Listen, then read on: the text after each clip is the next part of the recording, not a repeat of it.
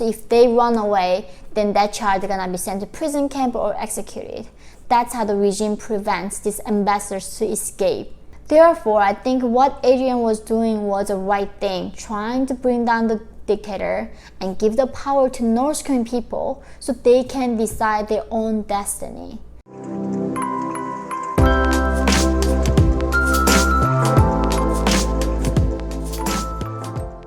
Hi guys, welcome to my channel. My name is Yeonmi Park. I am a North Korean defector human rights activist. Today in this video, I'm going to talk about what feature that I want to see for my people, North Korean people. And often people somewhat think that my dream is seeing a reunified Korea, like unification in Korean peninsula. But suddenly, I'm so sorry that I have to be very honest about this, but that is not my goal. That is not why I'm being an activist and fighting for my people.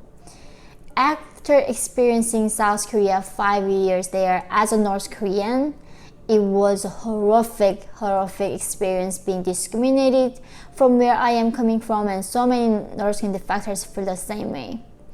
And this 75 years of division and gap evolved us in a very different way. Like the way how we think, the tradition, and even what we eat is different now. The language evolved so differently. General things are similar, but a lot of vocabulary has changed. I almost had to relearn Korean again in South Korea. But that is not the only thing that I do not support the unification as my #1 priority, because if Korea, let's imagine, things become in a very wonderful world where China, supports unification, everybody does, then what's gonna happen? The South Koreans who has experience in this like capitalism, this system with the capital, they're gonna come up and buy so many things in the North Korea and make North Koreans a slave to this new system they wanna create.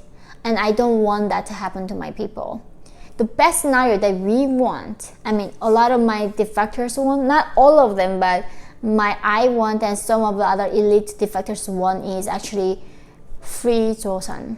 And this is relating to the article that came out on New Yorker recently called How to Topple North Korean Regime. This movement that led by named somebody called Adrian Hong. He led this group and he was trying to actually really starting a revolution in North Korea and with the outside support. He's a half Korean, half Mexican who went to Yale, and he was at the Yale University. He found this group called the Liberty in North Korea. So the challenge with North Korea in particular is that things are so bad on such a scale and scope that it sounds fake. It sounds like it's a lie. It just sounds ridiculous, or it sounds unfathomable. It's impossible to really comprehend. Treated its own people not like any other modern state would. It's not there in order to facilitate the well-being of its people. It's there to facilitate the well-being of about 2,000 or 3,000 elites, in particular one family with the last name Kim. Right now, about 6 or 7 million North Koreans are on starvation level in terms of nutrition. But one thing he shared with me was that they get North Koreans all the time in that prison. That on Mondays and Thursdays they get sent back to North Korea, almost like it's like milk day or trash day. It's just a normal thing. That's the day they send North Koreans back from China to North Korea. And he told me that the young boys in particular would always beg him. They would call him Hyung, which is like older brother in Korean, kind of an informal phrase. They would beg him and say, "Can you cut my hair?" And he realized that the reason they asked for that is because North Korea has rules about how long and what styles your hair has to be for males and females. And if your hair is in a different style or longer in length, that means you've been out of the country. Not only out of the country, but out of the country for a long period of time. So if the hair is cut, the kids had a shot at saying, going back and, oh, I got lost, or I was there for a day, I tried to get some food or work, quickly, I wasn't there for 6 months or a year or two. Everybody involved in any way on North Korea knows what's happening. There's no illusion as to how bad the regime is. The illusion is in the sense that we can't solve it. The delusion is that we think that this is an inevitable crisis that cannot be fixed, that we have no right to do anything, or that we have no ability to do anything about it. I think that North Korea is not just an issue for human rights. This place is almost this black hole in modern civilization. By any measure, regardless if you have some connection to Korea or not, it's a huge problem, not just for human rights, for proliferation, for WMD, biological, chemical, nuclear weapons, conventional weapons, counterfeiting, state-sponsored terrorism. I mean, it's astonishing that this is not a huge issue, not just in general, but in the presidential election, when you have a nuclear-armed state surrounded by OECD countries, half of which are strong American allies. This is a big deal that we just kind of keep pushing under the rug and kicking the can down the road. I think that there will be a day when North Korea is free. It may be 100 years from now, or maybe 10 years from now, but that day will come, and I think most of us involved in various governments or policy positions will realize that there could have been much more we could have done, and that the circumstances were worse than we had anticipated. This is very different than the Holocaust in one very important measure. It's that we have documentable, verifiable, overwhelming evidence that anybody can access. There was evidence during the Holocaust that policymakers had access to and did not choose to act on, and they could have. And many people will say, if I was in that position back then, I would have acted differently. Well, today, everybody watching this online later on or on C-SPAN or in the room can go home and Google or Bing or whatever you'd like, and you can find concentration camps. Currently, I do not sponsor or support Liberty North Korea because I just don't know what they're doing exactly. However, he found that group while he was in college and did a lot of good to the North Korean human rights world, and he rescued so many people to freedom. This brave man right now, haunted by American government, is so disappointing how government is so ineffective to support his heroes. He's like this living day hero. I never got to meet him in person, Adrian. We were texting several years ago, tried to meet, but unfortunately our path never came to, cross. And this movement called the Free Joseon is that they do have some people in North Korea, establish contacts there, and they try to lure a lot of elites that came out from North Korea, like ambassadors, counselors, and reside in Europe, in China, everywhere in this country. They try to bring them to freedom and get the information, then start the revolution without driving up tanks or starting a nuclear war. And one thing that he made for him to be haunted by CIA was raiding the embassy, North Korean embassy in Spain. The ambassador in that embassy wanted to escape, but because if he escapes, he had left his child in North Korea. Because when the ambassadors go work abroad, it's not like they can take all their children. They have to leave one child back as a hostage. So if they run away, then that child is gonna be sent to prison camp or executed. That's how the regime prevents these ambassadors to escape. Can you imagine how horrendous this dictatorship is, holding their children as a hostage? And therefore, because of that, this ambassador wanted to create some kind of a fake, story that where he got kidnapped by a group, so their daughter wouldn't be punished. But during this raid, somebody escaped the embassy and reported to Spain police, and they were being haunted by them. Then they all had to flee back to the U.S.